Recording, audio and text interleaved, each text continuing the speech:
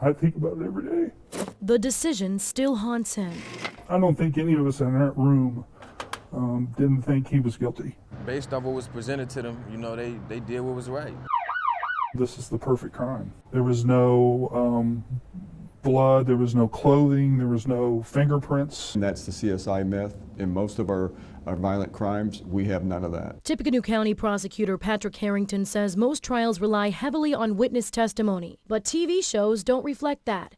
Instead, they show how police caught the bad guy using technology that usually doesn't exist in the real world. We spend a lot of time on each trial bringing experts in to explain why we don't have that evidence, to educate the jurors that despite what they see on TV, it doesn't exist, in this case particular, or that science doesn't exist at all and can't be used in a courtroom. But this juror doesn't blame TV shows. He says the jury's decision was based on the witnesses. Every story that they told was different. I have no doubt what the juror told you about their credibility. It was a major issue during trial that these witnesses were not testifying consistent with their prior statements. So what are prosecutors supposed to do when witnesses change their stories, especially when most witnesses in criminal cases are also criminals? Really, I don't know if there's anything in that case they could have done differently. I mean, I'm sure there's a lot of things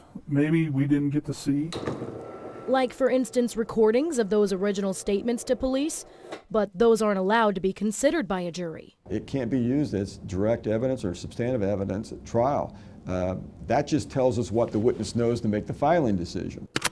Based on those statements, Harrington says they had more than enough to file the murder charge, but Printup says their case was just all talk. However, he won't say what really happened that night. I'm not a liability to say that, but what I can speak on is just how life after that is, and it's shouldn't have to go through the things we're going through.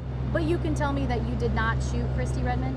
I can tell you that. Printup says since he was let out, police haven't let up, and neither has the community. Some people still think he's guilty and say things to him in public. Everybody has different opinions, and that's one thing about this whole court system. It's all opinionated, like it's most times. But this juror says if it were up to opinions, Printup would be in prison. Even though you may think, and in your heart you know that, they're guilty, if you don't have anything to prove that, then it's kind of hard to pass that decision. But he didn't know how hard it would be after the trial, not only because he feels a guilty man is free, but because he didn't know a hung jury was an option. There had to be a decision made. So that, in our mind, was guilty or not guilty. A jury can be hung if members can't reach a unanimous decision.